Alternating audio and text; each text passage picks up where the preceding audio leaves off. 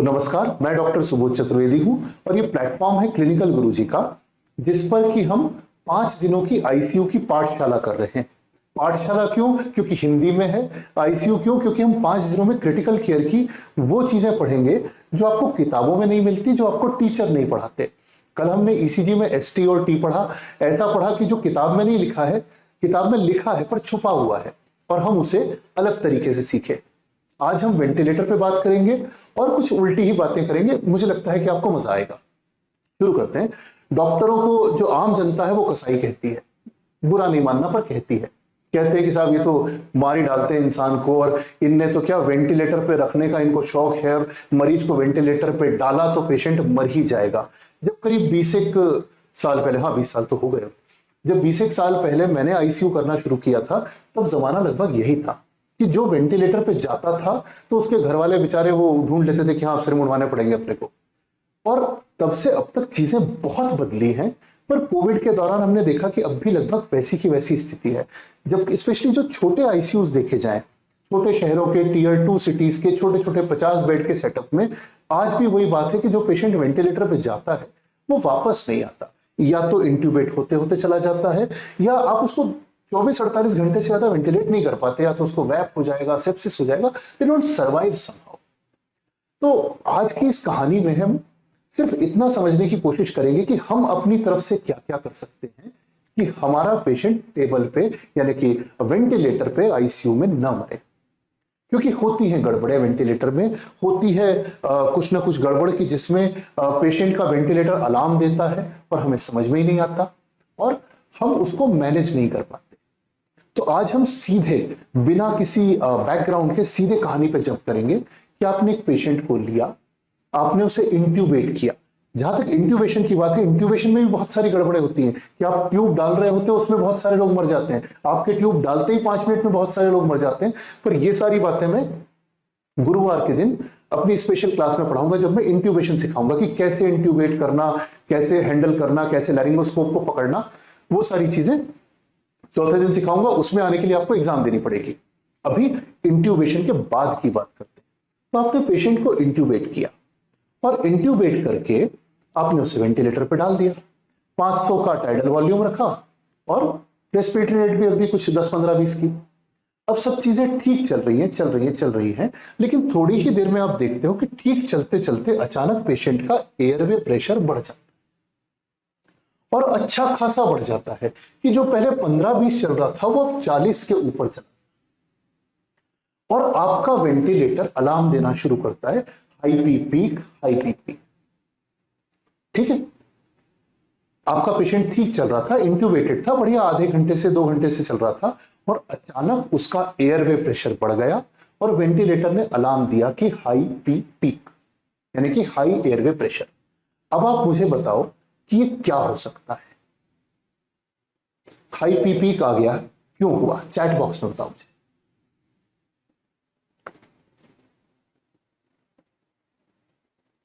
लिखो जरा, chat box दिखा दो। हाँ, ऑब्स्ट्रक्शन हो सकता है, ठीक है, ऑब्स्ट्रक्शन हो सकता है, और क्या हो सकता है? टोटल वॉल्यूम इंक्रीज हो गया, टाइडल वॉल्यूम इंक्रीज हो गया, बिल्कुल सही बात है। और क्या हो सकता है? ठीक है, न्यूमोथोरैक्स हो सकता है। ठीक है, काफी सारे अपने सही जवाब हैं। लेकिन अपने अस्पताल में देखना, बिल्कुल ईमानदारी से दिल पे हाथ रख के बताना कि अपने अस्पताल में अगर किसी को हाई पीपी के अलार्म आए तो हम क्या करते हैं, या वेंटिलेटर में कोई भी अलार्म आता है तो हम क्या करते हैं? एक तो हमारे वेंटिलेटर ऐसे होते हैं कि उनमें हमेशा अलार्म बजता ही रहता है, कुछ ना कुछ उनका मेंटेनेंस खराब होता है कि वो वैसे ही अलार्म करते रहते हैं। लेकिन फिर भी चलो मान लो वेंटिलेटर ठीक है और उसमें अलार्म बजा, तो हम क्या क्या करते हैं? पेशेंट वेंटिलेटर से फाइट कर रहा है सर, वो बार बार पी पी का अलार्म आ रहा है, तो आप क्या करते हो? आप जाके कहते हो पेशेंट को एक काम करो, सिडेट कर दो, इसको बिडास दे दो, इसको फेंटा दे दो, इसको कुछ एट्रा दे दो। ठीक है साहब, और क्या करते हो आप? और आसान, आपके नर्सिंग स्टाफ को पता होता है, वो जाके वो जो स्नूज का बटन रहता है जिसमें अलार्म और ऐसा येलो कलर का बटन रहता है, उसको जाके दबा देता है, कहता है कि साहब इसको स्नूज कर दो, मतलब अलार्म बज रहा है, अपन ने उसकी आवाज बंद कर दी। वो हर 3 मिनट पे बिना सोचे समझे जाएगा और उसको स्नूज कर देगा। गलत कहूं तो बताना। आप या तो सिलेट करते हो पेशेंट को, रात को अगर टैटू टैटू कर रहा है वेंटिलेटर तो आप खुद ही बोल दोगे, बल्कि आपको बोलने की जरूरत नहीं पड़ेगी, आपका नर्सिंग स्टाफ ही पेशेंट को सिलेट कर देगा, बोले प्रोपो दे दिया मैंने साहब।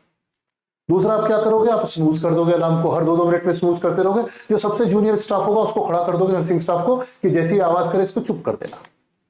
और क्या करोगे, या फिर आप ज्यादा पढ़े लिखे हो तो आप अलार्म को ऐसा सेट कर दोगे कि जो राक्षस के लिए सेटिंग होनी चाहिए ना वो रख दोगे। आप क्या करोगे कि या तो टाइडल वॉल्यूम 50 ml के नीचे चला जाए तो अलार्म बजे, या 2000 ml के ऊपर चला जाए तो अलार्म बजे।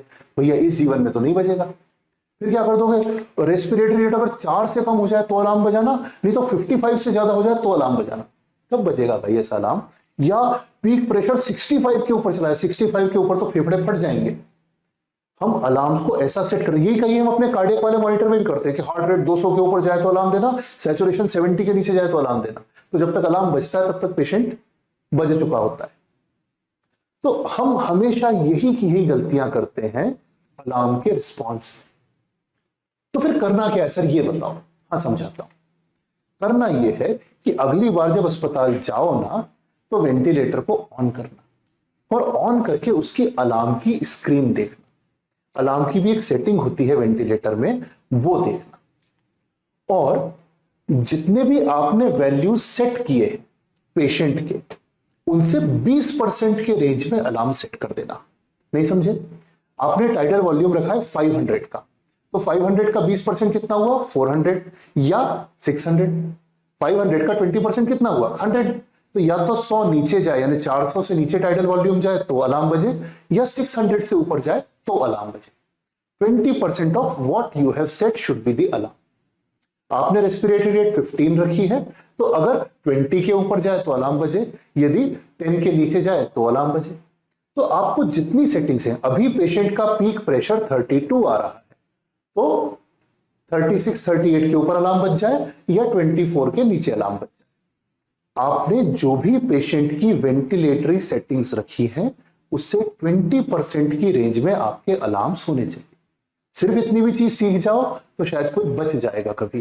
पर देखना, आपके नर्सिंग स्टाफ उनको ऐसा सेट करके रखते हैं, मैं किसी की बुराई नहीं कर रहा हूं, पर वो जो पुराने लोग होते हैं वो सब ऐसे सेट होते हैं, उनको पता है कि क्या करना है। वो वेंटिलेटरी अलार्म्स ऐसे सेट करेंगे कि या तो कभी बजेंगे ही नहीं, ना आप डिस्टर्ब होगे ना वो डिस्टर्ब होगे। But you have to change this practice. First and foremost thing, set the alarms yourself. Ventilator में कौन कौन से अलार्म बजते हैं? वेंटिलेटर में 2 तरह के अलार्म होते हैं। एक होता है अलार्म जो मशीन का अलार्म। मशीन का मतलब कि वेंटिलेटर की पावर फेलियर हो गई, कि बैटरी पे चला गया, सर्किट नहीं आ रहा, बिजली नहीं आ रही, बैटरी फेल हो गई। या कि गैस का अलार्म है कि ऑक्सीजन नहीं आ रही, एयर नहीं आ रही। और क्या हो सकता है, सर्किट फेल हो गया, अंदर कुछ बहुत बड़ी चीज हो गई। लेकिन ये सारे अलार्म्स बहुत रेयर होते हैं। अगर ये बज रहे हैं तो इसमें आप कुछ नहीं कर सकते, आपको कंपनी वाले को बुलाना पड़ेगा, और मीनवाइल आपको पेशेंट का वेंटिलेटर चेंज करना पड़ेगा, दूसरे वेंटी पे उसको डालना पड़ेगा। तो मशीन वाले अलार्म्स में हम कुछ नहीं कर सकते। अगर इनमें से कोई अलार्म बज रहा है कि पावर फेलियर है या गैस नहीं आ रही है, तो आपको मेंटेनेंस को कॉल करना पड़ेगा, पेशेंट को दूसरे वेंटी पे रखना पड़ेगा।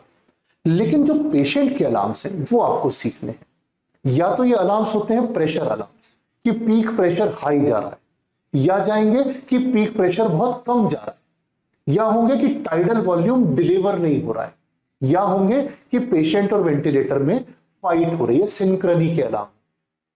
ये होते हैं पेशेंट के अलार्म्स।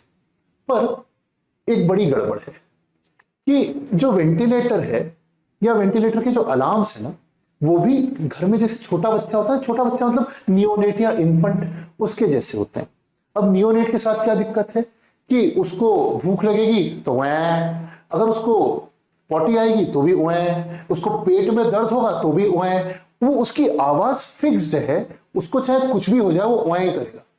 वेंटिलेटर के अलार्म्स के भी साथ दिक्कत वही है कि उनकी सबकी साउंड लगभग एक जैसी होती है। All alarms sound the same. अब अगर पेशेंट आपका वेंटी पे खांस रहा है, नर्सिंग स्टाफ सक्शन कर रहा है, या O2 सेंसर का कैलिब्रेशन ड्यू है, हर केस में वेंटी का अलार्म सेम ही बजेगा। तो धीरे धीरे करके, पता एक रिसर्च हुई थी, उसमें उन्होंने निकाला था कि आईसीयू में एक दिन में कितने हजार अलार्म बजते हैं।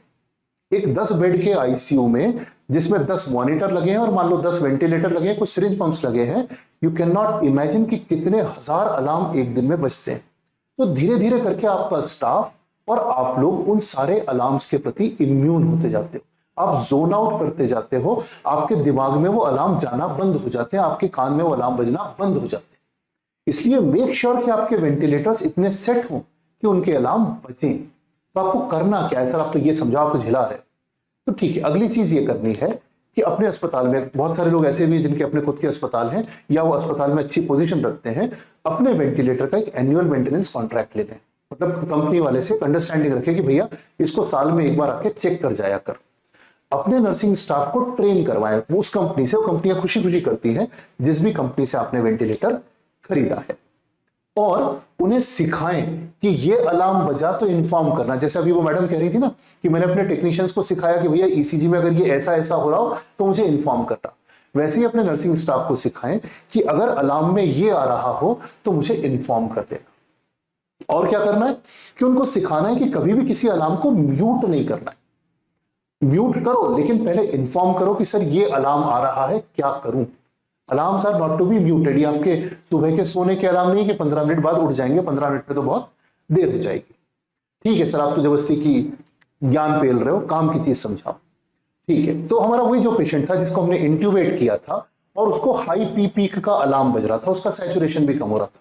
अब हम क्या करें? तो अब हम पहुंच गए पेशेंट के पास, पर करना क्या है? एक एल्गोरिदम हो तो हमें इजी पड़े, क्योंकि वेंटी में तो अलार्म बज रहा है, पेशेंट क्रैश हो रहा है, हम वहां खड़े, हमारे हाथ पैर फूल रहे हैं, हमें सूझ नहीं पड़ रहा कि करना क्या है।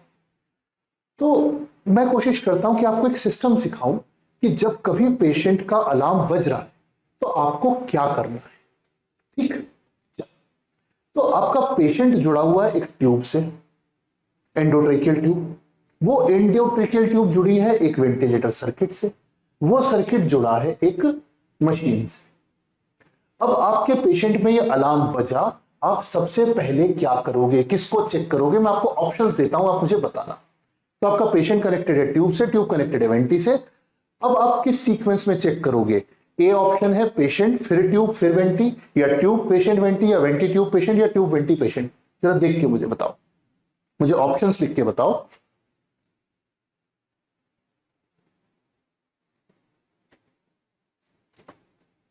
किस सीक्वेंस में आप चेक करोगे कि क्या करना है? और जैसा मैं देख पा रहा हूं कि मुझे ये लेक्चर पढ़ाने की बहुत जरूरत है। ठीक, चलिए हटा दीजिए। तो ज्यादातर लोगों के जवाब गलत हैं, कुछ लोगों ने सही जवाब दिया है। एक सिस्टम सिखाऊंगा, उसके बाद अगर ये सवाल एंड में पूछूंगा तो आप में से हर व्यक्ति सही करेगा। तब करना क्या है?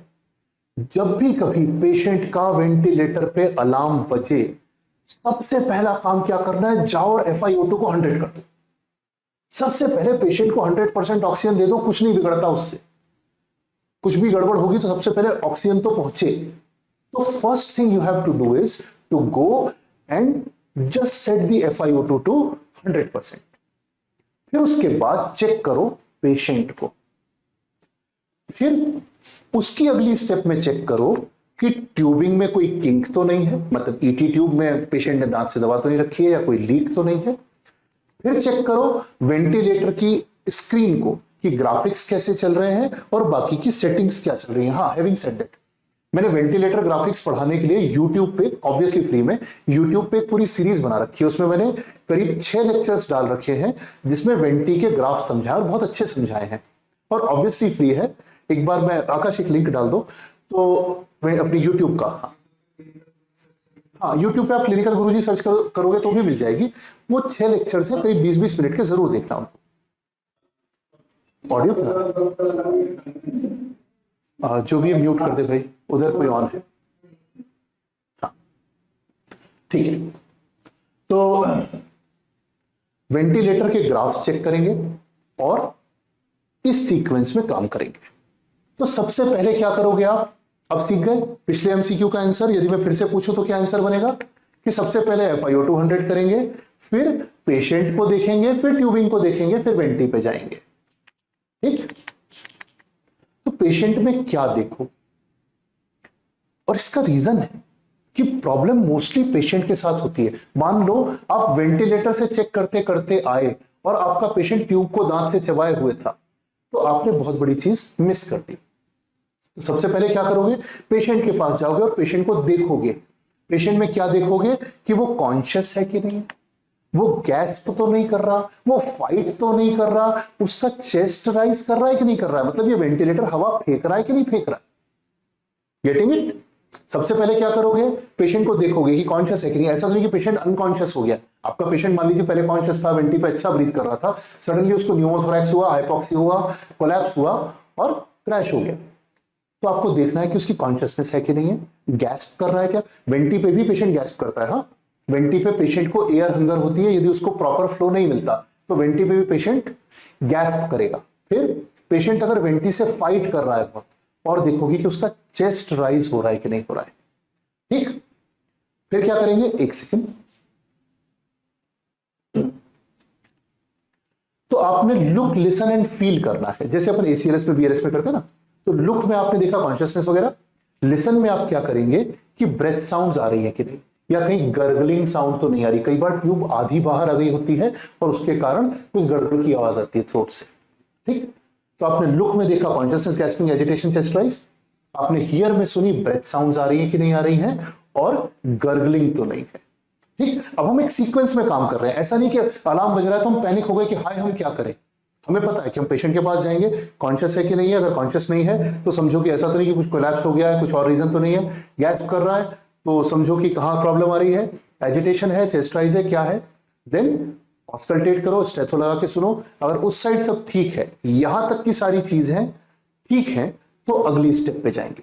अगली स्टेप में हम देखेंगे ट्यूब या तो किंक हो रही है, कहीं से मुड़ी हुई है। कई बार क्या होता है कि वेंटी की ट्यूब ये डली हुई है, अब वो ट्यूब के साथ एक लगा रहता है एचएमई फिल्टर। वो एचएमई फिल्टर होता है वजनदार, वो साइड में गिर गया और मुड़ गया और आपकी ट्यूब ब्लॉक हो गई, तो भी अलार्म बजेंगे, तो भी पेशेंट प्रॉब्लम में आ जाएगा। तो पेशेंट की ट्यूब कहीं किंक तो नहीं हो रही, दूसरे पेशेंट में कहीं लीक तो नहीं है, कहीं डिस्कनेक्शन तो नहीं है। मतलब अगर ट्यूब का कफ लीक, अभी 2 दिन पहले मैं एक सर्जरी करा रहा था, अच्छी खासी चलती सर्जरी में पेशेंट सडनली डिसैचुरेट होने लगा, उसका सैचुरेशन कुछ 80-85 में आ गया। लेप्रोस्कोपिक सर्जरी थी और टाइडल वॉल्यूम डिलीवर नहीं हो रहे। टाइडल वॉल्यूम मेरा चल रहा था 500 का, तो डिलीवर हो रहा है 400, 350, फिर थोड़ी देर में और कम हो गया 200, 250। मैं परेशान, मैं क्या करूं। मैं पहले तो सबसे पहले तो टाइडल वॉल्यूम बढ़ाया। अब लेप्रोस्कोपिक सर्जरी, पूरा पेशेंट चादर ओढ़ा हुआ पड़ा है, क्या करो। आपने टाइडल वॉल्यूम बढ़ाया कि आपने उसको 500 से बढ़ा के 1000 कर दिया। हमने कहा वैसे डिलीवर नहीं हो रहा है, तो 1000 में से कम 400-500 जाना शुरू हुआ। तो मुझे समझ में आया कि हाँ, इसको कहीं ना कहीं लीक है। अब क्या करूं, तो पेशेंट के पास जाके सुना, तो उसमें से एग्जैक्टली जो मैं कहता था गर्गलिंग की साउंड आ रही थी। तो उससे समझ में आया कि कहीं ऑडिबल लीक है। अब ऑडिबल लीक क्यों हो सकती है भाई, तो समझ में आया कि शायद इसका कफ लीक हो गया होगा ट्यूब का, क्योंकि ट्यूब तो अंदर बाहर हुई नहीं थी, वहीं की वहीं फिक्स थी। फिर साहब उसकी ट्यूब में फिर से मैंने एयर डाली, उसका जो एयर का बल्ब था वो खाली लग रहा था, उसमें फिर से एयर डाली, चीजें ठीक हो गई। थोड़ी देर बाद फिर वही की स्थिति, फिर दोबारा एयर डाली, तब मुझे समझ में आया कि इसका कफ कहीं ना कहीं पूरा लीक हो चुका है, फट गया है। अब साहब किसी तरह 15-20 मिनट बचे थे सर्जरी के, वो करवाई, मैन्युअली बैग पे पेशेंट को लिया, बैग किया, सर्जरी खत्म हुई, ट्यूब निकाली और उसको खुला के देखा तो उसका वॉल्व खराब था। कफ नहीं फटा था, पर जो कफ के साथ एक धागा होता है जिसमें कि एक छोटा सा वॉल्व लगा होता है जिससे कि आप सिरिंज से हवा भरते हो, वो वॉल्व खराब था, वो लीक करके हर थोड़ी देर में 10-5 मिनट में हवा को खाली कर देता था। तो हर एक के साथ दिक्कतें आती हैं, कभी भी किसी भी केस में आप फंस सकते हो। आपको अपनी ओरिएंटेशन रखनी है कि आपको एक सिस्टम फॉलो करना है कि मैं पहले पेशेंट को देखूंगा। मेरा पेशेंट तो अनकॉन्शियस है, पैरालाइज्ड है ऑलरेडी, तो आपने अगली चीज ढूंढी कि लीक कहां है। तो लीक मुझे मिली कफ में, कई बार वो वेंटिलेटर सर्किट में हो सकती है और भी कहीं हो सकती है, या कहीं डिस्कनेक्ट तो नहीं हो गया। कई बार क्या होता है कि पेशेंट डिस्कनेक्ट हो गया होता है, वेंटिलेटर वाली साइड से एक पाइप निकल गया होता है और वेंटिलेटर में अलार्म बज रहे होते हैं और आपको समझ में नहीं आता, आप इलाज कर रहे होते हो, आपको ये नहीं दिखता कि पेशेंट का ट्यूब निकला हुआ है। ठीक, कई बार पेशेंट थोड़ा सा जागा हुआ पेशेंट चबा चबा के अपनी ट्यूब को बाहर कर लेता है, उसके कारण भी लीक आती है, प्रेशर्स डाउन हो जाते हैं। तो इन सारी चीजों का आपको ध्यान रखना है। तो पहली चीज आपने पेशेंट को देखा, लुक लिसन, फिर आपने ट्यूबिंग को देखा, किंक तो नहीं है, लीक तो नहीं है। अगली स्टेप पे आप आओगे मॉनिटर के और वेंटिलेटर के पास। मॉनिटर को देखोगे कि सैचुरेशन डाउन हो रहा है क्या। आपने FiO2 पहले ही 100 कर दिया, आप वेट नहीं कर रहे कि डाउन हो। आप मॉनिटर पे आओगे, आप देखोगे उसका सैचुरेशन कैसा है, सैचुरेशन की ट्रेसिंग कैसी है। अगर आप ओटी में हो तो आपको कैप्नोग्राफ यानी EtCO2 भी मिल जाएगा। आईसीयूज में यूजुअली EtCO2 नहीं होता, पर मुश्किल से 70-80 हजार का आता है मॉड्यूल EtCO2 का। सारे मॉनिटर में अलाउड होता है, एक पोर्ट होता है EtCO2 के लिए, पर आईसीयू में लोग लगाते नहीं है। यदि आप अपने अस्पताल में अपने मॉनिटर में एक EtCO2 का मॉड्यूल लगा लो तो उससे आपकी हजारों ABGs बच जाएंगी और शायद कुछ पेशेंट भी बच जाएंगे। तो EtCO2 का कैप्नोग्राफ होता है, जो नॉन एनेस्थेटिस्ट है उनके लिए थोड़ा सा बता देता हूं कि EtCO2 से आपको सिर्फ CO2 ही नहीं दिखती, आपको दिखता है कि पेशेंट जीवित है कि नहीं। अगर आपका पेशेंट सडनली कोलैप्स हो जाए तो उसकी CO2 30 चलते चलते अचानक 15-18 तक आ जाती है। दूसरी आपको दिखती है कि पेशेंट का ब्लड सर्कुलेशन चल रहा है कि नहीं, पेशेंट का हार्ट पंप कर रहा है कि नहीं। जब भी अपन CPR करते हैं ना, तो CPR में भी आजकल EtCO2 को टारगेट किया जाता है कि आप CPR करो और देखो कि CO2 आई कि नहीं आई। तीसरे, उससे ये तो दिखता ही है कि पेशेंट की सांस अंदर बाहर आ जा रही है कि नहीं। तो यदि अपने अस्पताल में CO2 लगी है तो बहुत अच्छा है, नहीं लगी है 70-80,000 का मॉड्यूल आता है, लगवा लो, बहुत अच्छी चीज है, काम आती है और आपकी ABGs बच जाती हैं उससे। ठीक है साहब। तो सैचुरेशन देखेंगे और प्लेथिस्मोग्राफ देखेंगे। फिर देखेंगे कि वेंटी का अलार्म क्या बोल रहा है। अगर वेंटी का अलार्म कह रहा है कि टाइडल वॉल्यूम डिलीवर नहीं हो रहा है तो कुछ और करेंगे। अगर अलार्म कह रहा है कि प्रेशर हाई है तो कुछ और करेंगे। और अगर अलार्म कह रहा है कि डिसिंक्रोनी है तो कुछ और करेंगे। ठीक। अगर टाइडल वॉल्यूम डिलीवर नहीं हो रहा है, इसका मतलब क्या कि कहीं ना कहीं या तो प्रोबेबली लीक है या कहीं ना कहीं कुछ ऑब्स्ट्रक्शन है। ठीक। अगर प्रेशर हाई है तो इसका मतलब ये कि या तो पेशेंट की लंग कंप्लायंस कम हो गई है या पेशेंट का रेजिस्टेंस बढ़ गया है। ये शायद मैं बड़ी बड़ी बातें कर रहा हूं, अगर किसी को लगे तो अगेन मेरे YouTube वाले लेक्चर्स देख लेना, एकदम क्लियर हो जाएगा। तो अगर टाइडल वॉल्यूम डिलीवर नहीं हो रहा है तो क्या कारण हो सकते हैं कि या तो पेशेंट की ट्यूब लीक कर रही है कहीं से, सर्किट लीक कर रहा है कहीं से, या फिर किसी कारण से पेशेंट ने ट्यूब दबा रखी है या प्रेशर बहुत ज्यादा है, रेजिस्टेंस बहुत ज्यादा है, इसलिए टाइडल वॉल्यूम नहीं पहुंच रहा। दूसरा, अगर प्रेशर हाई आ रहा है यानी या तो रेजिस्टेंस ज्यादा है या कंप्लायंस कम है, अभी मैं एग्जांपल्स में भी सिखाऊंगा। और डिसिंक्रोनी मतलब पेशेंट और वेंटिलेटर के बीच में फाइट चल रही है। तो हम करेंगे क्या, समझते हैं। सबसे पहली चीज कि एक तो हम प्रिपरेशन पहले से करके रखेंगे क्राइसिस होने की। अपने नर्सिंग स्टाफ को हम ट्रेन करके रखेंगे कि वेंटी में जब भी अलार्म आए मुझे बुलाने के पहले ऑक्सीजन 100% कर देना। ठीक। इस तरह के छोटे छोटे ICU में रोल प्ले कर लेंगे, छोटे छोटे से गेम्स जैसे कर लेंगे कि चलो ये करो, जैसे मॉक ड्रिल्स होती है ना कोड ब्लू की, वैसी वेंटिलेटर की करेंगे और सारा इक्विपमेंट रेडी रखेंगे। तो एक बार फिर से रिवाइज करते हैं। जैसे ही आपका पेशेंट वेंटी पे क्रैश हुआ, आप क्या करोगे? सबसे पहले आप क्या करोगे? अरे यार मैंने लिख दिया, नहीं तो पूछ लेता। सबसे पहले आप क्या करोगे? FiO2 को 100% करेंगे। ठीक। फिर क्या करोगे आप? अगली चीज बताओ, अगली चीज क्या करोगे? सबसे पहले अपने FiO2 100% की, फिर क्या करोगे?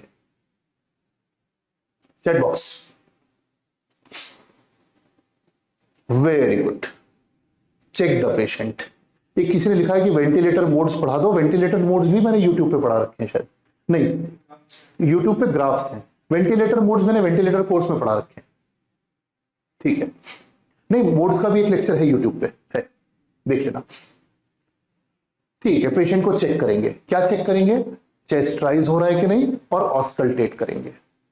अगर चेस्ट राइज नहीं हो रहा है, ध्यान देना, आपका पेशेंट वेंटिलेटर पे हाई प्रेशर का अलार्म दे रहा है और आपने जाके देखा उसका चेस्ट राइज नहीं हो रहा, इसका मतलब क्या है कि वेंटिलेटर उसके अंदर हवा नहीं फेंक पा रहा। बिल्कुल सामान्य हिंदी में समझा रहा हूं।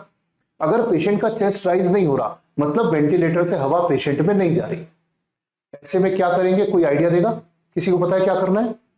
अगर पेशेंट ने हाई प्रेशर का अलार्म दिया, आपने जाके देखा कि चेस्ट राइज नहीं हो रहा है, पहली चीज क्या करोगे? सबसे पहले क्या करोगे? बताओ बताओ बताओ, बताओ। मैं भी देखूं।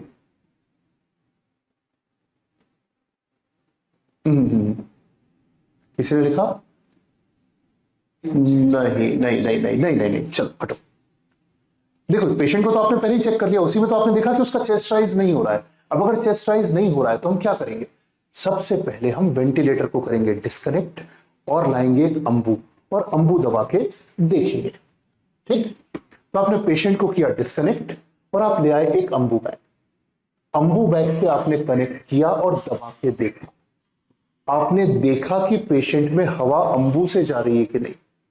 अगर अंबू के साथ चेस्ट राइज हो रहा है तो प्रॉब्लम वेंटिलेटर में है।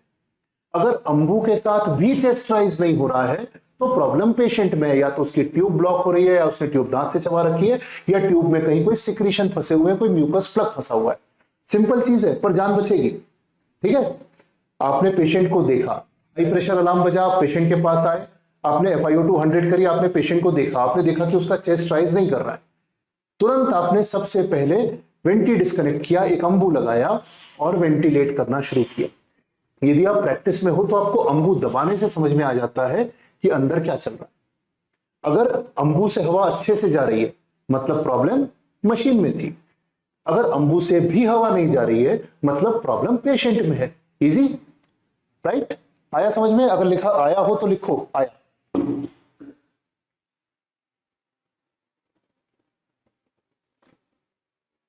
ठीक है, गुड।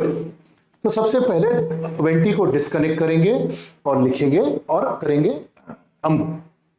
यदि इंप्रूव हो गया तो प्रॉब्लम वेंटिलेटर में है, यदि नहीं इंप्रूव हुआ तो प्रॉब्लम अंबू बैग के नीचे है, यानी ट्यूब में है या पेशेंट के लंग्स में है। ऐसा नहीं कि खाली ट्यूब में है, लंग्स में भी हो सकती है, सीवियर ब्रोंकोस्पाज्म हो सकता है। ठीक, अब क्या करेंगे? आपने देख लिया कि वेंटिलेटर में प्रॉब्लम नहीं है या है। अब अगली स्टेप में हम क्या करेंगे कि ट्यूब को देखेंगे। ट्यूब देखेंगे कि ट्यूब कहां पर है, कितने मार्क पे फिक्स है। ठीक, ट्यूब फिक्स होती है यूजुअली 20 to 22 के बीच में किसी भी एडल्ट में। तो हमने देखा कि अंबू किया और अगर अंबू के साथ भी वेंटिलेट नहीं हो रहा है या हो रहा है, आप क्या चेक करोगे? ट्यूब कैसी है, ट्यूब अंदर है कि बाहर है।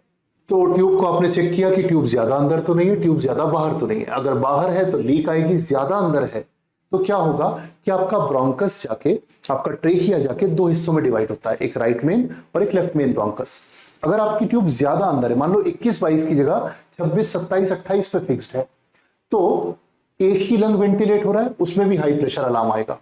अब आप तो कह रहे हो कि आपका पेशेंट बहुत देर से वेंटिलेटर पे है, पर कई बार होता है कि सक्शन वक्शन करने में चिपकी निकल गई या कुछ हुआ तो सिस्टर ने चिपकी चेंज करी और उस चक्कर में ट्यूब थोड़ी सी अंदर चली गई। या कई बार क्या होता है कि किसी का ट्रेकिया बहुत छोटा है, गर्दन को जरा सा ऊपर नीचे करने में भी उसका ट्यूब अंदर बाहर हो जाता है, स्पेशली छोटे बच्चों में। तो अगर ट्यूब ज्यादा अंदर चली गई है तो हाई प्रेशर के अलार्म्स आ सकते हैं, डिसैचुरेशन हो सकता है। अगर ट्यूब थोड़ी सी बाहर आ रही है तो लीक आएगी, मतलब टाइडल वॉल्यूम नॉट डिलीवर्ड, और पेशेंट डिसैचुरेट हो सकता है, जैसा मेरे केस में हुआ था। तो अगर अंबू अच्छा मूव कर रहा है तो लीक आएगी, तो लीक हो सकता है। आपको EtCO2 में भी दिखेगा, खैर हम EtCO2 की बात अभी नहीं करेंगे। और आपको वेंटिलेटर के वॉल्यूम ग्राफ में भी लीक दिखेगी। ग्राफ जैसा मैंने कहा, मैंने यूट्यूब पे पढ़ा है, एक बार वहां देख लेना। 1 घंटे के लेक्चर में ग्राफ सारे एक्सप्लेन करना थोड़ा सा मुश्किल काम है। और अगर लीक है तो आपको गर्गलिंग साउंड आएगा, जैसा मैंने आपको बताया कि यदि ट्यूब किसी की बाहर है तो गड़गड़ गड़गड़ की आवाज आपको थ्रोट पे से आएगी। ठीक, अब क्या करेंगे ऐसे में? आप या तो पेशेंट की ट्यूब को रीपोजिशन करने की कोशिश करेंगे। अगर ज्यादा अंदर है तो थोड़ी सी बाहर निकालेंगे, ऑस्कल्टेट करेंगे। यदि ज्यादा बाहर है तो उसे अंदर करने की कोशिश करेंगे, या आपको डाउट लगता है तो री इंट्यूबेशन प्लान करेंगे। ठीक, तो अगर अंबू अच्छे से चल रहा है तो प्रॉब्लम लीक की है, अगर अंबू टाइट चल रहा है तो प्रॉब्लम पेशेंट के नीचे है, या तो उसने ट्यूब ब्लॉक कर रखी है, ट्यूब दांत से दबा रखी है, या अंदर कुछ सिक्रीशन फंसा हुआ है। फिर क्या करेंगे? या तो एक सक्शन करेंगे, और क्या कर सकते हैं, सक्शन में यदि सिक्रीशंस आएंगे तो वो ठीक हो जाएगा। और अगर कोई सिक्रीशन नहीं है तो चांस है कि ब्रोंकोस्पाज्म हो सकता है। फिर से इस पूरे हिस्से को रिवाइज करते हैं। आपके पेशेंट ने वेंटी पे अलार्म दिया, आपका पेशेंट वेंटी पे क्रैश हो गया, आपका पेशेंट हाइपोक्सिक है, उसका बीपी ऊपर नीचे हो रहा है। आप गए उसको देखने, आपने सबसे पहले FiO2 100 की, आपने पेशेंट को देखा, आपने उसको लुक लिसन फील करने की कोशिश की, आपने देखा कि उसकी कॉन्शियसनेस कैसी है, फिर आपने देखा कि उसका चेस्ट राइज हो रहा है कि नहीं हो रहा है। अगर चेस्ट राइज नहीं हो रहा है तो आपने तुरंत सबसे पहले पेशेंट को डिस्कनेक्ट किया और अंबू बैग से जोड़ा। अब आपने अंबू बैग से जोड़ के देखा, अगर अंबू बहुत टाइट चल रहा है तो प्रॉब्लम दो हो सकती है, या तो उसमें सिक्रीशन से, सक्शन करने से ठीक हो जाएंगे, या उसको ब्रोंकोस्पाज्म है जिसके लिए ब्रोंको डायलेटर देना पड़ेगा। इधर आपने अंबू लगाया और अंबू बहुत लूज चल रहा है तो प्रॉब्लम शायद लीक की है, आपको देखना पड़ेगा कि ट्यूब कहीं अंदर बाहर तो नहीं हो गई है। अगर ट्यूब बाहर लग रही है तो आपको उसको या तो रीपोजिशन करना पड़ेगा, 20-22 पे फिक्स करना पड़ेगा, या फिर आपको पेशेंट को री इंट्यूबेट करना पड़ेगा। ठीक है, और अगर पेशेंट को ब्रोंकोस्पाज्म है तो आप क्या करेंगे? एक तो आप उसे ब्रोंको डायलेटर देंगे, और दूसरे आप उसका एक्सपिरेटरी टाइम बढ़ा देंगे।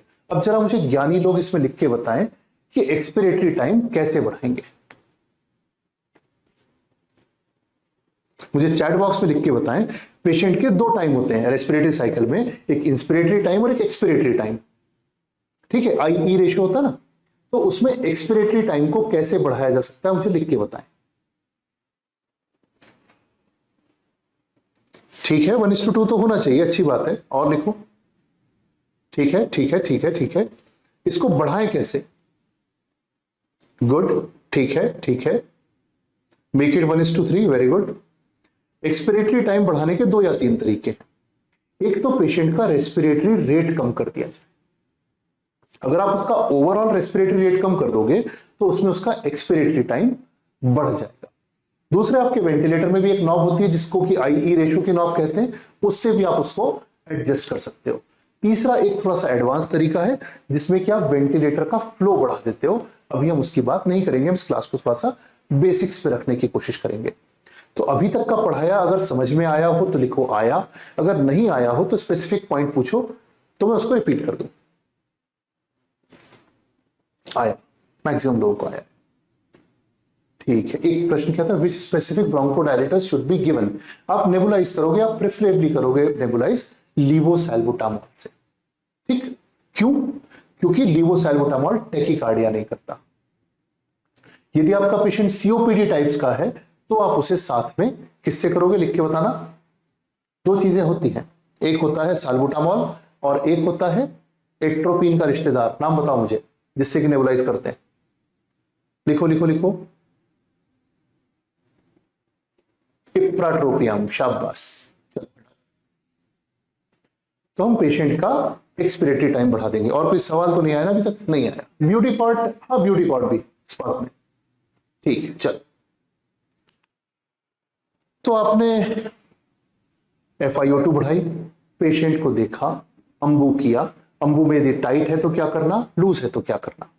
फिर आपने अगली चीज देखी कि वेंटिलेटर के ग्राफ्स कैसे चल रहे हैं, एक्सरे में क्या है और यूएसजी में क्या है।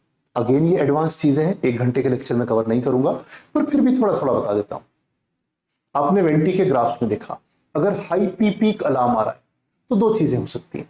या तो पेशेंट की कंप्लायंस कम हो गई है, यानी कि शायद वो ARDS या इंटरस्टिशियल लंग डिजीज की तरफ जा रहा है, या फिर उसका रेजिस्टेंस बढ़ गया है जिसके के कारण वो ब्रोंकोस्पाज्म में है। ठीक, आप एक्सरे करा के देख सकते हो कि कहीं इसको न्यूमोथोरैक्स तो नहीं है, और आप यूएसजी करा के देख सकते हो न्यूमोथोरैक्स या किसी तरह के प्लूरल इफ्यूजन्स के लिए। ठीक, और पेरिकार्डियल टेम्पोराइड और बहुत सारी चीजें और भी दिख जाती हैं उसमें, एक अलग चीज। तो अपनी स्टेप बाय स्टेप हमने क्या किया, 4th स्टेप में आए हम, वेंटीग्राफ देखे, एक्सरे कराया और यूएसजी कराई। यहां तक जैसे मैंने देखा कि आपको समझ में आया है, तो अगली स्टेप में मैं आपको एक केस सिनेरियो दूंगा और आप मुझे बताएंगे कि इसमें क्या करना है। ठीक, तो अपना पहला केस है, एक 45 इयर्स की फीमेल है, सेप्सिस में है, उसे नॉरेट चल रहा है 5 ml पे, वेंटिलेटर पे है, एसीवीसी मोड, 400 का टाइडल वॉल्यूम, 22 का रेस्पिरेटरी रेट, 12 का पीप। 12 का पीप ज्यादा नहीं है, हाँ, ARDS में इतना होता है। FiO2 80 है। अलार्म आया, low pressure low tidal volume, क्या करोगे आप? वेंटी पे अलार्म आ रहा है, low pressure low tidal volume, क्या करोगे? What will you do?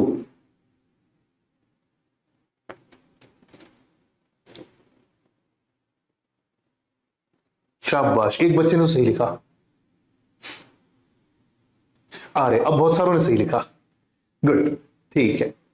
तो करना क्या है, करना वही तो, यही तो सिखा रहा हूं कि कुछ भी पेशेंट आ जाए, चाहे अस्थमा का पेशेंट आ जाए, चाहे ARDS का आ जाए, चाहे ऑर्गेनोफॉस्फोरस का आ जाए, करना वही है। क्या करना है, सबसे पहले FiO2 100 कर देंगे, फिर पेशेंट को चेक करेंगे, फिर देखेंगे कि चेस्ट उसका कम मूव कर रहा है। अब आपने टाइडल वॉल्यूम कितना रखा था, 400 का, और टाइडल वॉल्यूम जा रहा है उसको केवल 250 का। ठीक, अब क्या करोगे, डिस्कनेक्ट करके अंबू करें इसको, बताओ अंबू करना है, इसका चेस्ट कम मूव कर रहा है और इसको टाइडल वॉल्यूम कम डिलीवर हो रहा है। क्या आप इसको डिस्कनेक्ट करके अंबू करोगे?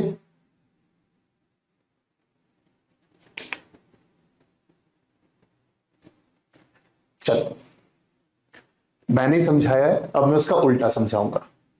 3 तरह के मरीज होते हैं। मुझे हर चीज में पता नहीं क्यों ट्रैफिक लाइट घुसा देने का बड़ा शौक है, ईसीजी में, वेंटिलेटर में, हर एक चीज में। 3 तरह के मरीज होते हैं, रेड, येलो और ग्रीन। ग्रीन वो पेशेंट होते हैं, ये वेंटिलेटर की बात कर रहा हूं, ग्रीन वो पेशेंट्स होते हैं जो ठीक होते हैं पर उन्हें किसी कारण से वेंटिलेटर पर रख दिया गया होता है। जैसे मान लो कोई पॉइजनिंग का पेशेंट आ गया, यंग फीमेल है, घर में झगड़ा हुआ, जहर खा लिया, आपने वेंटी पे डाल दिया, अदरवाइज वो ठीक थी। ठीक। कुछ पेशेंट ऐसे होते हैं जो थोड़े से बीच के स्टेज में होते हैं, जिनको कुछ रेस्पिरेटरी प्रॉब्लम है या किसी रीजन से उसको वेंटिलेटर पे डाल दिया, पर वो अदरवाइज हीमोडायनामिकली स्टेबल है और अदरवाइज पूरे ठीक है। कुछ पेशेंट्स ऐसे होते हैं जो बेचारे बिल्कुल जिसे कहते हैं एक धागे को पकड़ के लटके हुए होते हैं, हीमोडायनामिकली अनस्टेबल होते हैं, उनमें जरा ऑक्सीजन का रिजर्व नहीं होता, 1 मिनट को आपने डिस्कनेक्ट किया तो डिसैचुरेट हो जाएंगे, और उनको जरा हाइपोक्सिया हुआ तो तुरंत ब्रेडिकार्डिया में चले जाएंगे, अरेस्ट हो जाएंगे। तो ऐसे मरीज होते हैं जो किसी पहाड़ से लटके हुए जैसे होते हैं। ये सारे patients red traffic light system में आते हैं।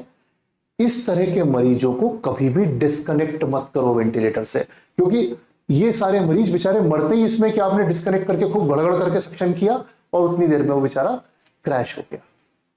कम से कम उसको अंबू के लिए डिस्कनेक्ट मत करो, एआरडीएस वाले को। बाकी सबको जो चाहे कर लो, एआरडीएस का मरीज है, उसका बेचारे का सिस्टम कैसे चल रहा है समझो। एआरडीएस के मरीज को क्या हुआ है, उसके एल्वियोलाई हो गए पूरे कोलैप्स, और उनको आप खुला कैसे रख रहे हो, आप उन्हें 10-12 का पीप लगा के खोल पा रहे हो संभव। ठीक। एआरडीएस का पेशेंट, उसके एल्वियोलाई पूरे कोलैप्स्ड है, और आप उनको खोल कैसे पा रहे हो, जब उसको कंटिन्यूअस 10-12 का पीप लगा हुआ है। अब अगर आपने 1 मिनट को भी वो डिस्कनेक्ट किया और उसका वो पीप 0 हो जाएगा, और उन कोलैप्स्ड एल्वियोलाई को दोबारा खुलने में कम से कम 15 मिनट, 20 मिनट, आधा घंटा, 1 घंटा लग जाएगा, क्योंकि एआरडीएस वाला पेशेंट चल ही पीप पे रहा होता है। और हम पीप से इतना डरते हैं कि यार 4 से ज्यादा मत लगाना, 6 से ज्यादा मत लगाना, 8 से मत लगाना, नहीं तो पेशेंट हाइपोटेंशन में चला जाएगा। पीप से हाइपोटेंशन होता है, पीप से हाइपोटेंशन नहीं होता। हाइपोवॉल्यूमिक पेशेंट में यदि आप पीप लगा दो तो हाइपोटेंशन होता है, वो एक दूसरी कहानी है। एआरडीएस का पेशेंट पीप के ऊपर जिंदा है, अगर आपने उसको 1 मिनट को भी डिस्कनेक्ट किया तो उसका वो पीप चला गया और आपकी पिछले 2-4-6 घंटे की वेंटिलेशन की मेहनत खत्म हो गई। तो ऐसे में इस मरीज को आपको डिस्कनेक्ट नहीं करना है। अगर किया भी जाए तो बड़े बड़े सेंटर्स कैसे करते हैं कि एक बड़ी सी उनके पास फॉर्सेप होती है, जैसे आर्टरी फॉर्सेप्स होती है ना अपनी, उससे वो एक साइड से ट्यूब को क्लैंप करते हैं, फिर पेशेंट को डिस्कनेक्ट करते हैं, फिर अंबू कनेक्ट करते हैं और फिर वेंटिलेट करते हैं कि उसका पीप ना छूट जाए। ठीक। तो एआरडीएस का मरीज कभी भी ऐसा ही डिस्कनेक्ट करके सक्शन नहीं करना है। उसको सक्शन भी करना है तो एक स्टेरिकैथ नाम की चीज आती है जो परमानेंट सक्शन कैथेटर डला होता है, उससे सक्शन करना है, पर बार बार डिस्कनेक्ट नहीं करेंगे। स्पेशली अंबू के लिए तो नहीं करेंगे, सक्शन के लिए तो नहीं ही करेंगे, जब तक कि जीवन मरण का प्रश्न ना आ जाए। इसी तरह से एआरडीएस के मरीज को यदि आपको रीइंट्यूबेट भी करना है, मान लीजिए किसी कारण से 3 दिन हो गए, उसकी ट्यूब चेंज करनी, 72 घंटे में ट्यूब बदलनी पड़ती है किसी भी तरह के पेशेंट की। एआरडीएस वाले के मरीज की ट्यूब चेंज करनी है या उसको पहली बार भी इंट्यूबेट करना है, तो हमेशा जो सबसे सीनियर आदमी होगा पूरे अस्पताल में उस व्यक्ति से करवाएंगे। एआरडीएस का पेशेंट ऐसा नहीं होता कि आप उस पर किसी को इंट्यूबेशन सिखाएं। एआरडीएस के पेशेंट की ट्यूब निकाल के बदलने में 15 सेकंड नहीं लगना चाहिए। तो यहां तो बात हुई अपने रेड टाइप के पेशेंट्स की, जो बहुत खतरनाक होते हैं, इन्हें डिस्कनेक्ट नहीं करना है। इस पूरे केस का इकलौता जो टेक होम था कि एआरडीएस का पीप प्लीज प्लीज प्लीज मत हटाओ। इसीलिए हमारे कोविड में गड़बड़ होती थी कि हमारे जो फेस मास्क होते थे बाईपैप के, वो कंटिन्यूस लीक कर रहे होते थे। पेशेंट खुद ही उसको नीचे कर लेता था, फिर यहां से हवा निकलती रहती थी, उसका पीप कभी मेंटेन ही नहीं होता था और उसका एआरडीएस कभी इंप्रूव ही नहीं हो पाता था और वो धीरे धीरे करके डिटीरियोरेट होता जाता था।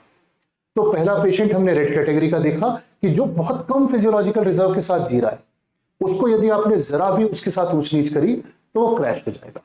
दूसरा पेशेंट थोड़ा सा इजियर है उससे, तो एक 25 साल का अस्थमैटिक है, यंग पेशेंट है अस्थमैटिक, उसको समहाउ वेंटिलेटर पर डालना पड़ गया।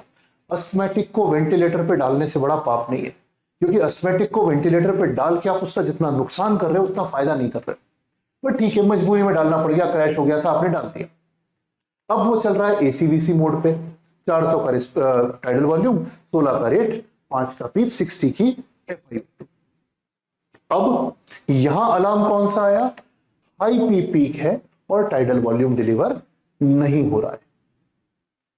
अब आप गए पेशेंट के पास, तब तक पेशेंट को होना शुरू हो गया ब्रेडिकार्डिया और उसका बीपी हो गया 90/50। अब आप क्या करोगे बताओ, जरा दिखाओ तो चैट बॉक्स।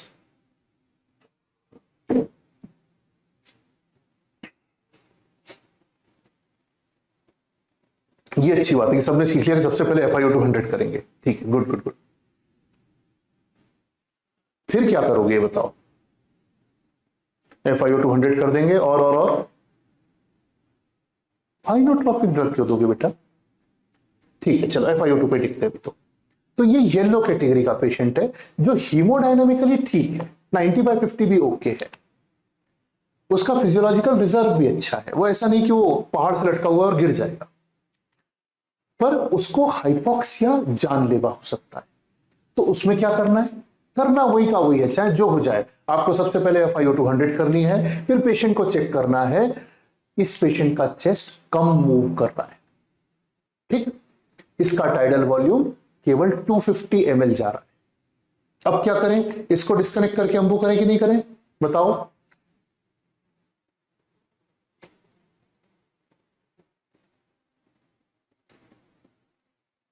यस, इसको हम अंबू करेंगे।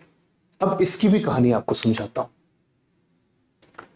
एक अस्थमैटिक पेशेंट को, मैं बहुत डिटेल में नहीं जाऊंगा ग्राफ की, एक अस्थमैटिक पेशेंट को जब आप वेंटिलेटर पर डालते हो तो उसको एक्सपिरेशन के लिए पूरा समय नहीं मिल पाता। क्यों? क्योंकि उसका एक्सपिरेशन तो ऑलरेडी प्रोलॉन्ग्ड था और आपने जब उसको वेंटिलेटर पे डाला, जब आपने उसको 15 के रेट पे रखा, तो उसको एक्सपिरेशन के लिए टाइम नहीं मिल पाता। तो इंस्पिरेशन तो उसका ठीक जाता है, पर एक्सपिरेशन उसका कभी भी टाइम पे ऊपर तक नहीं पहुंचता, उसका एक्सपिरेशन हमेशा कम रह जाता है, बेस लाइन तक नहीं पहुंचता। इस चीज को हम कहते हैं एयर ट्रैपिंग। और एयर ट्रैपिंग का मतलब क्या होता है कि पेशेंट के लंग्स फूलते जाते हैं, उनसे हवा बाहर नहीं निकल पाती और वो लंग्स फूलते पेशेंट के हार्ट को कंप्रेस करने लगते हैं। इस चीज को हम अंग्रेजी में कहते हैं ऑटोपीप। जब आप कभी ऐसे पेशेंट का वेंटिलेटर का स्क्रीन देखोगे तो आपने उसको पीप लगा रखा है 6 का और मशीन दिखाएगी उसको पीप 15 का, बाकी का आया कहां से? 10-11 का पीप, वो आया पेशेंट के अंदर से ही, ऑटो पीप, क्योंकि उसकी हवा बाहर नहीं निकल पा रही है। तो अस्थमैटिक पेशेंट अगर क्रैश हुआ है, अस्थमैटिक पेशेंट यदि वेंटिलेटर पे हाई पी पीक दे रहा है और समहाउ उसको टाइडल वॉल्यूम डिलीवर नहीं हो रहे हैं और उसके ग्राफ यदि ऐसे बन रहे हैं, वो बेस लाइन तक पहुंचने की बजाय उसके पहले ही रुक जा रहे हैं, तो ऐसे मरीज को आपको सबसे पहले वेंटिलेटर से डिस्कनेक्ट करना पड़ेगा। तो आपने क्या किया? FiO2 100 करी, फिर आपने उसको अंबू किया और उसका अंबू टाइट चल रहा है तो उसका चेस्ट एक्सपैंड नहीं हो रहा है। आपने सक्शन करके देखा, सक्शन क्लीन आ रहा है, तो आपको लगता है कि प्रोबेबली ये तो ऑटो पीप हो रहा है, इसे प्रोबेबली इसको एयर ट्रैपिंग हो रही है। तो आप क्या करोगे? आप पेशेंट को डिस्कनेक्ट करोगे और कुछ सेकंड के लिए इंतजार करोगे।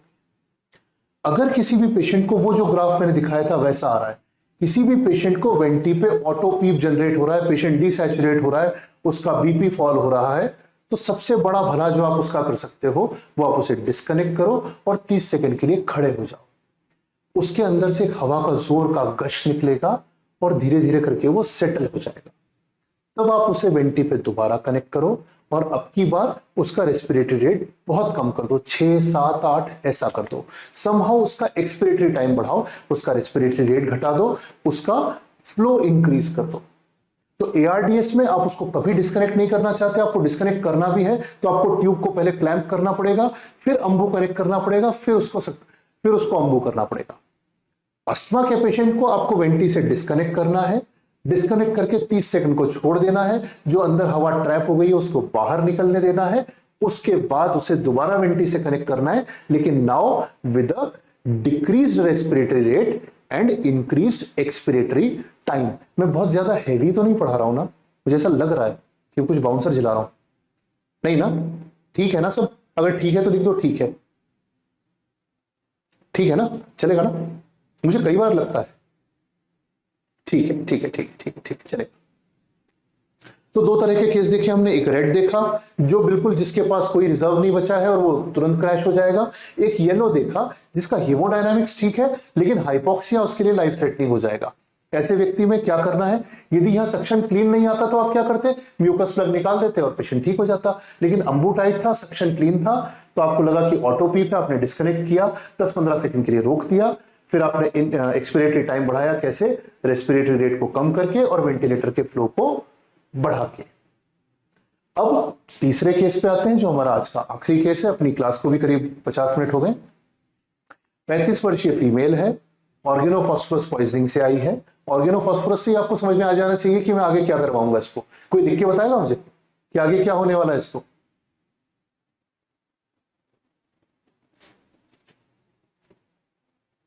कोई अच्छे आईसीयू वाले बताओ ना जरा। चलो ठीक है ठीक है ठीक है ठीक है ठीक है ठीक है ठीक है। नहीं, वेंटिलेटर में क्या होने वाला है? वेंटिलेटर पे है ऑलरेडी। हाँ, तुम ट्रीटमेंट बता रहे हो। नहीं नहीं, कुछ और पूछना चाह रहा था। पेशेंट वेंटिलेटर पे है, ऑर्गेनोफॉस्फोरस पॉइजनिंग का पेशेंट है, उसका टाइडल वॉल्यूम 400, रेट 16, पीप 5, FiO2 50 सब सेम रखा है। इसको अलार्म बजता है हाई पीक का और लो टाइडल वॉल्यूम का। आप क्या करोगे? क्या करोगे क्या करोगे क्या करोगे बताओ? नहीं सिखाया था अभी। सबसे पहले FiO2 100 करेंगे, फिर पेशेंट को देखेंगे। आपने देखा कि उसका चेस्ट नहीं मूव कर रहा है। अब क्या करेंगे? पेशेंट को डिस्कनेक्ट करेंगे और अंबू करके देखेंगे। अब आपने डिस्कनेक्ट किया और अंबू किया तो उसका अंबू टाइट आ रहा है। अब क्या करेंगे? सक्शन करेंगे। सक्शन देखा तो सक्शन में सिक्रीशंस आ रहे थे और बहुत सारे सिक्रीशंस आ रहे थे। आपने उन सिक्रीशंस को क्लीन किया, पेशेंट को और अच्छे से एट्रोपिनाइज किया। मैं इसलिए पूछ रहा था कि ऑर्गेनोफॉस्फोरस का जो पेशेंट होता है उसको कंटिन्यूअस सिक्रीशंस आते हैं, थ्रोट में आते हैं, हर तरह से सिक्रीशंस आते हैं उसको, तो उनकी ट्यूब्स अक्सर सिक्रीशंस से ब्लॉक हो जाती हैं। आपको उनको बार बार सक्शन करके क्लियर करना पड़ता है। तो ऐसे पेशेंट्स में यू हैव टू रिमेंबर कि आपको रेगुलर सेक्शंस करने हैं और बार बार लगेंगे ये। आपका पेशेंट अगर अच्छे से एट्रोपिनाइज्ड है तो शायद फिर भी कम लगे। तो 3 तरह के मरीज हैं आपके, एक है रेड, एक है येलो और एक है ग्रीन। यहां जो ग्रीन वाला पेशेंट है इसको कोई हीमोडायनामिक इशू नहीं है, इसका हाइपोक्सिया भी उतना जानलेवा नहीं होगा। She can survive hypoxia for a while, but she can get into trouble when there is a problem and you can check it following the algorithm. तो मेरा जो पर्पस था इस पूरी क्लास का वो आपको एक सिस्टम सिखाना था कि कभी भी पेशेंट वेंटिलेटर पे क्रैश हो रहा है, पेशेंट का वेंटी पे कोई अलार्म बज रहा है, तो आपको ऐसा नहीं कि आप बिल्कुल हमारे मालिक में कहते हैं हावले गावले हो जाएं, यानी कि आपको सूझ समझ पड़नी बंद हो जाए कि करना क्या है। आप एक सिस्टम फॉलो करें। आप अपने नर्स को इतना तो सिखा के रखें कि जैसे ही कोई अलार्म बजेगा आपको सबसे पहले FiO2 100 करनी है, फिर मुझे बुलाना है। फिर आप जाएं, जाके पेशेंट को देखें कॉन्शियस है कि नहीं, चेस्ट मूव कर रहा है कि नहीं। अगर चेस्ट नहीं मूव कर रहा है तो सबसे पहले डिस्कनेक्ट करें और अंबू करें। अगर ARDS का पेशेंट नहीं है तो पेशेंट को अंबू करें। अगर अंबू लूज चल रहा है, सॉफ्ट चल रहा है, तो प्रोबेबली कहीं लीक है। ट्यूब में देखें, ट्यूब अंदर बाहर तो नहीं हो गई, कफ लीक तो नहीं है। अगर अंबू टाइट चल रहा है तो 2 चीजें हो सकती हैं, या तो सिक्रीशंस हो सकते हैं या ऑटोपीप हो सकता है। ऑटोपीप और ब्रोंकोस्पाज्म साथ साथ होते हैं अक्सर। अगर सिक्रीशंस हैं तो उन्हें क्लियर कर दें। अगर ऑटोपीप है तो पेशेंट को वेंटी से डिस्कनेक्ट करें, थोड़ी देर के लिए डिस्कनेक्ट रहने दें, फिर उसके बाद दोबारा वेंटी कनेक्ट करें और उसे करीब करीब बिल्कुल मिनिमम 6, 7, 8 के रेस्पिरेटरी रेट पे चला दें। तो आज के लेक्चर में बस इतना ही।